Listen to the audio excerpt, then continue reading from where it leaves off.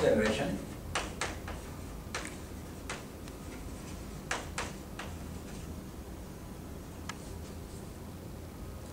And last time we were looking at the D algorithm.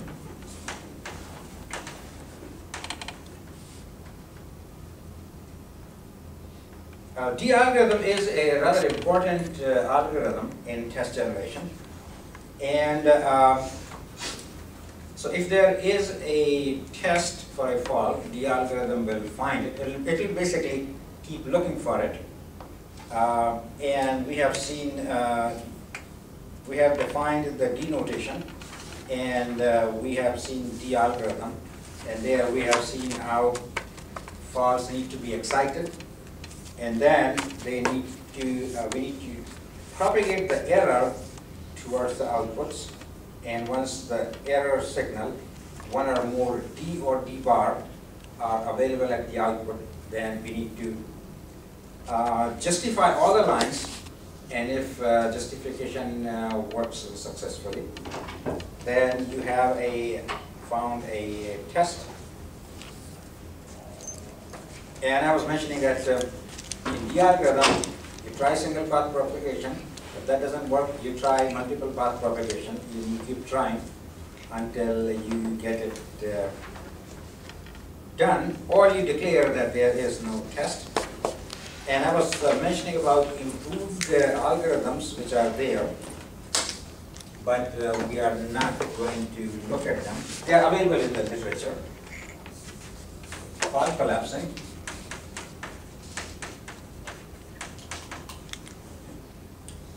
And in fault collapsing, we have seen the idea of equivalence.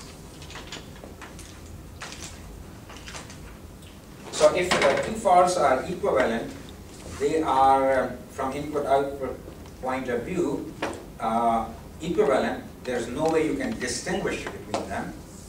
So if you test for one of them, all the equivalent faults would automatically get tested. And in fact, you cannot make a distinction between two faults which are equivalent, because for all of functional behavior, they behave identically. And then I will also mention about the dominance property.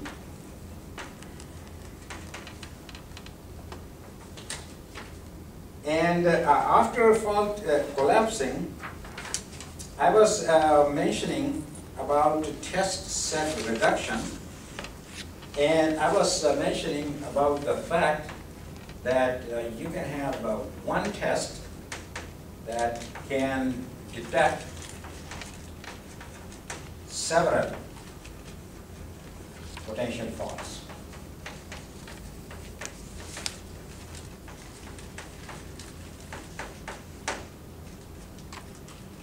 Now that actually brings us to a rather interesting question. Now before we look at test set reduction, let me discuss this. If you make a plot of the number of, this is the number of test vectors,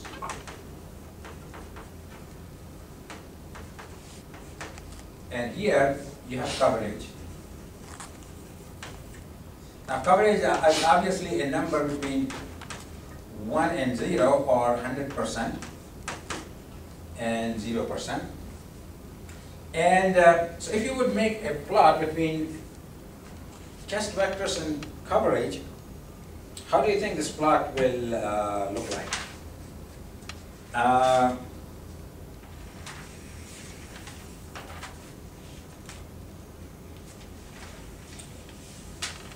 It is going to be like this.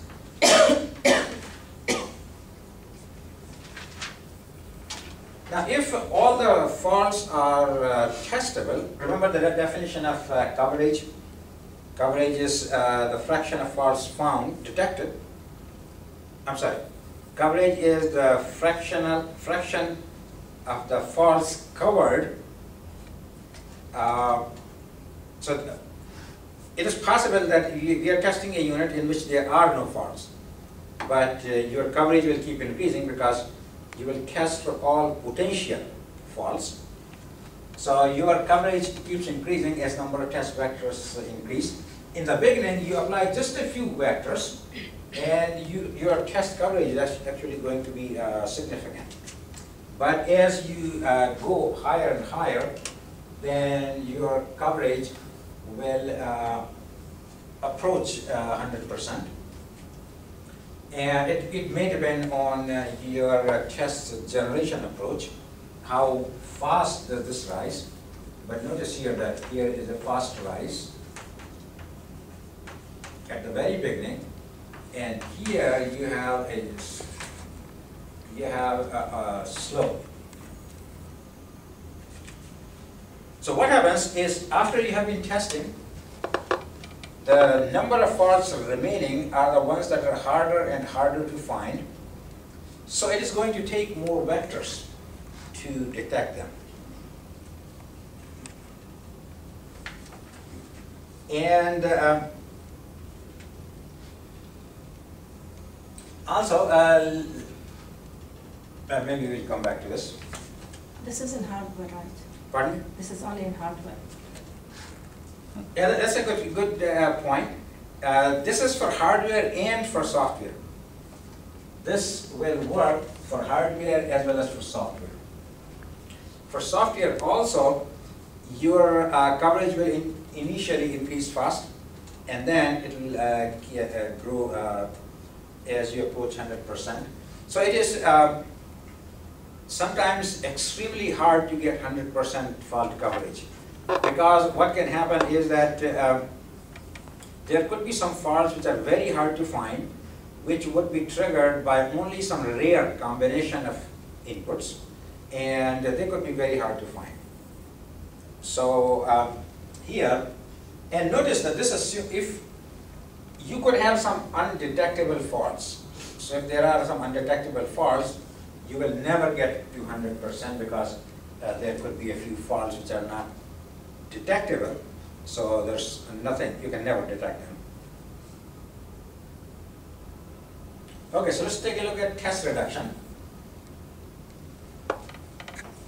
Any other questions or comments on this? This actually, we have talked about this in the past, and later I will talk about this in some more detail. One of the important challenges in testing is that given a certain amount of time you want to spend for testing, how can you do the best job? And that is a question that is frequently asked. Let's look at, come back to test set reduction.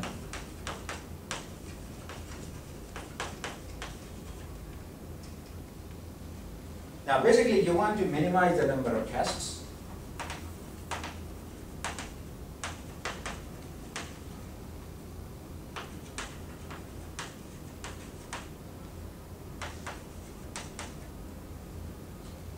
Without losing detection capability.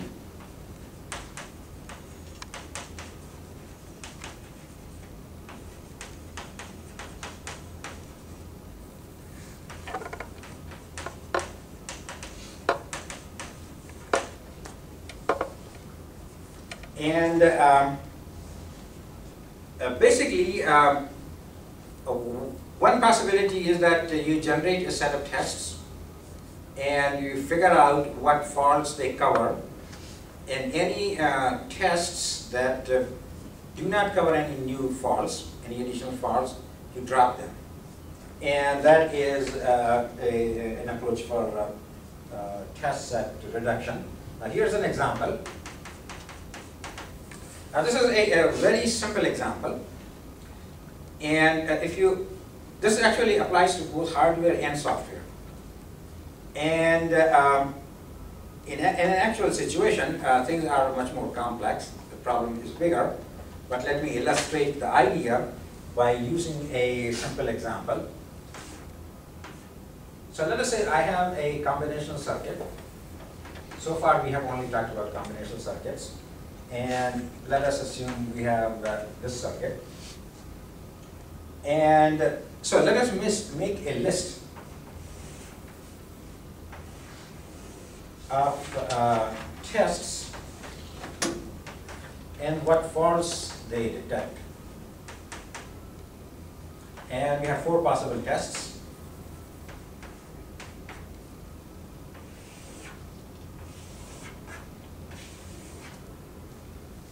And the faults, let's see, what is the, we have 6 possible faults, right? Yeah. Stuck at 0, stuck at 1, stuck at 0, stuck at 1. So A is stuck at 0, A stuck at 1, B stuck at 0, B stuck at 1, I'm abbreviating here a little bit, C stuck at 0, C stuck at 1,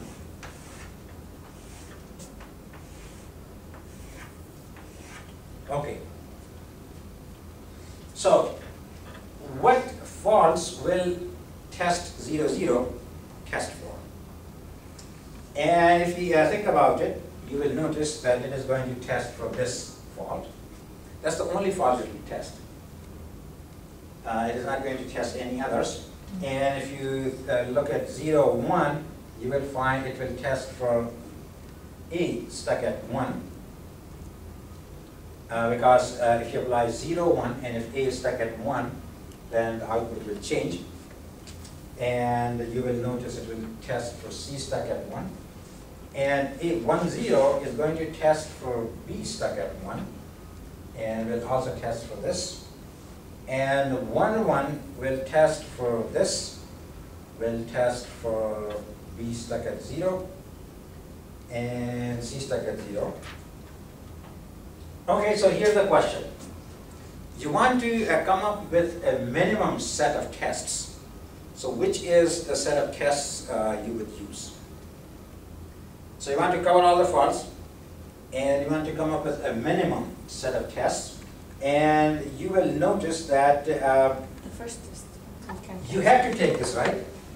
Because this covers some faults which are not covered by others. So you take this, and you will notice that you have to take this, because it's the only one that covers B1.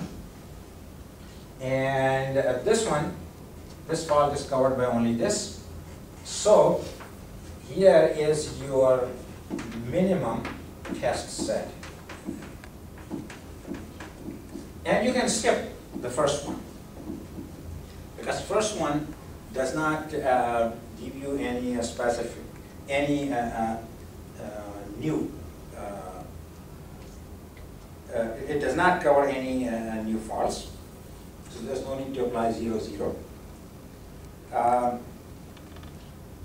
Now in practice, when people want to minimize the number of tests to apply, what they will do is that they will have the tests, and then they will do some simulation, and any vectors that don't detect any new vectors, they would that don't result in any increase in coverage, they would be dropped from the test set. And that can be done for both hardware testing and for software testing. Question on test set reduction?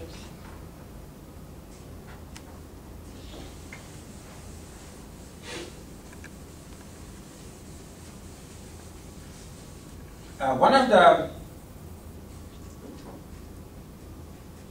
quite a few of the publications in testing, on software testing and in hardware testing, they basically try to see how you can make testing more efficient so that you get closer to 100% coverage faster. We have suggested an approach that we call anti-random testing, and maybe one of these days I will talk about that. Okay, let me mention about coverage and simulation.